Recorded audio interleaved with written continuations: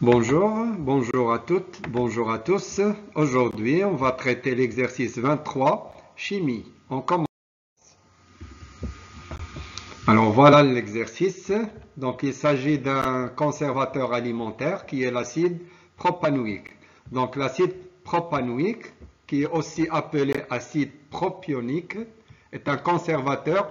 Ça c'est le symbole commercial, d'accord, E280, utilisé dans des aliments industriels tels que les fromages, les laitages ou les conserves de légumes. L'acide propanoïque, voilà ce qui nous intéresse, c'est sa formule C3H6O2 réagit avec l'eau selon une transformation limitée d'équation. Ici, vous avez l'équation de la réaction de l'acide avec l'eau. Donc, voilà les réactifs et voilà les produits. Donc, la suite, une solution d'acide propanoïque de volume V égale à 50 ml et de concentration molaire apportée par le soluté C égale à 2,10-3 à un pH égale à 3,79. Alors toujours le programme on considère à 25 degrés Celsius. D'accord, je ne l'ai pas écrit ici, mais voilà, on travaille à 25 degrés Celsius. Première question, question de cours. Quand une réaction chimique est considérée non totale ou bien limitée ou bien incomplète. Alors ici, on n'a pas de calcul à faire. Ça, c'est juste l'explication, le sens. Quand est-ce qu'elle est considérée ou bien c'est quoi une réaction qui n'est pas totale. Alors, on a fait ça dans le résumé du cours. Je vais le rappeler tout de suite. Une transformation chimique est non totale si tous les réactifs sont encore présents à la fin de la réaction. Il n'y a pas de réactif limitant. Il n'y a pas de réactif qui va réagir totalement. D'accord? Alors, il reste le premier réactif. À la fin, on trouve une quantité du premier réactif. Et à la fin, on trouve une quantité du deuxième réactif. Donc, on les aura toujours à la fin de la réaction. Voilà, c'est tout ce qu'il faut écrire. Construire. Deuxième question, on vous demande d'établir le tableau d'avancement de cette réaction. Donc c'est une question qui est toujours nécessaire, elle est toujours demandée et on aura toujours besoin du tableau d'avancement pour la suite des questions. Alors premièrement l'équation, je recopie juste l'équation. Lorsqu'on a une équation limitée, on met les deux flèches. Lorsqu'on a une équation totale, une seule flèche. Lorsqu'on ne sait pas encore, on met d'une façon générale deux flèches. Alors voilà le tableau. Donc ici, c'est une petite explication. Ça, c'est l'acide. Elle va donner un proton H+ à l'eau qui va jouer le rôle de la base. Et voilà la base conjuguée de notre acide propanoïque. Et voilà l'acide conjugué de l'eau. Pour le tableau, voilà les quantités de matière. Ici, c'est l'avancement. Je n'ai pas écrit l'avancement, donc ce n'est pas obligatoire. Si vous voulez l'écrire, c'est bon. Ici, c'est l'état d'avancement, l'état initial, l'état intermédiaire et l'état final. Ici, nous avons un état d'équilibre, puisque la réaction, elle est limitée. Et toute réaction limitée, elle conduit à un état d'équilibre. C'est quoi un équilibre? C'est comme une balance. Voilà, vous avez les réactifs et vous avez les produits. Il y a un équilibre, une certaine quantité de matière de réactifs, une certaine quantité, les voilà, de matière des produits. Donc, on aura toujours une quantité des réactifs. Question 3. Voilà, déterminer la valeur de la constante d'acidité Ka associée au couple acide-base de l'acide propanoïque. Un petit rappel, vous avez la constante d'équilibre K. La constante d'équilibre K, je le rappelle, c'est une constante relative associée à une réaction chimique. Par contre, la constante d'acidité Ka, elle est associée à un couple. Un couple, il est caractérisé par une constante qu'on appelle la constante d'acidité. Une réaction chimique, elle est caractérisée par une constante qu'on appelle la constante d'équilibre. Et il y a toujours une relation entre K et Ka. Ici, on vous demande Ka pour le couple. Alors, je passe à une nouvelle page. Voilà, donc, par définition, vous avez la constante d'acidité.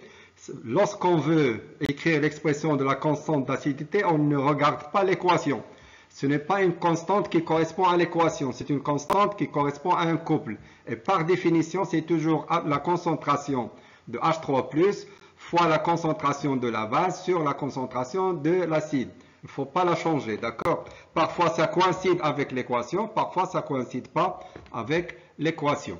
Alors, comment on peut déterminer ces concentrations? D'après le tableau d'avancement, vous avez la concentration de la base, c'est X équilibre. Ici, vous avez X équilibre. Ils ont même avancement à l'équilibre. Donc, forcément, on a la même concentration. C'est ce que je vais écrire. Du tableau d'avancement, la concentration de la base, c'est exactement la concentration de H3O+. Alors, on regarde pour C3H8, pour C3H6O2, les réactifs. C'est quoi sa concentration?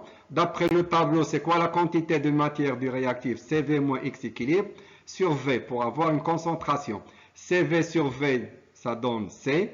X équilibre sur V. Et c'est quoi X équilibre? C'est exactement H3+, parce que H3+, sa valeur, sa quantité de matière, c'est aussi X à l'équilibre. D'accord? Donc, on va remplacer ça par la concentration de H3+, et on aura la concentration de l'acide C3H6O2, c'est C moins H3O+. On a déjà fait cette démarche dans des exercices précédents. Alors, je remplace H3+, ça fait H3+ au carré.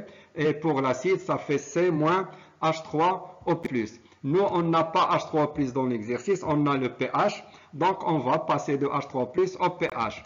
Sachant que H3+ égale à la concentration de H3+, c'est 10 moins pH.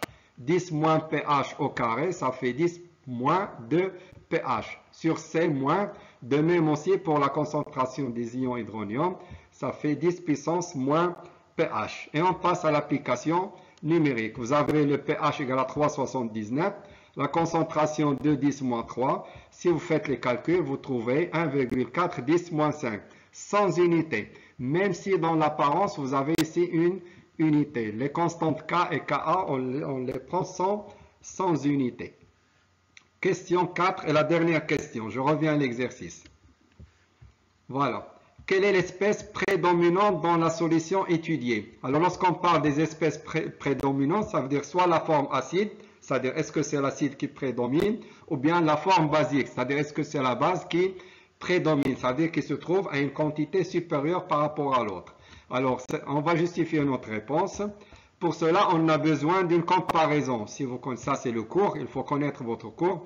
Premièrement, il faut savoir pKa. Ici, on vient de calculer Ka, et par définition, c'est quoi pKa? C'est moins log de Ka, ce qui va vous donner moins log de à peu près 1,4 10 moins 5. Si vous faites les calculs, c'est à peu près 4,8. Et vous avez la valeur du pH. Qu'est-ce que vous remarquez? Nous avons pH 3,79, c'est inférieur à pKa qui vaut 4,8. Et si vous avez le pH de la solution inférieur à la valeur du pKa du couple, eh bien dans ce cas, c'est la forme acide qui prédomine. C'est à connaître par cœur. Si le pH est inférieur à pKa, c'est la forme acide. Si le pH est supérieur à pKa, c'est la forme basique. S'il y a égalité, eh bien il y a égalité entre l'acide et la base. Dans notre exercice, ici, nous avons l'acide qui prédomine. On va voir dans d'autres exercices, on va mettre l'axe de prédominance. Ici, on vous demande juste de déterminer la forme prédominante. Voilà, j'espère que c'est clair. Au prochain exercice, merci.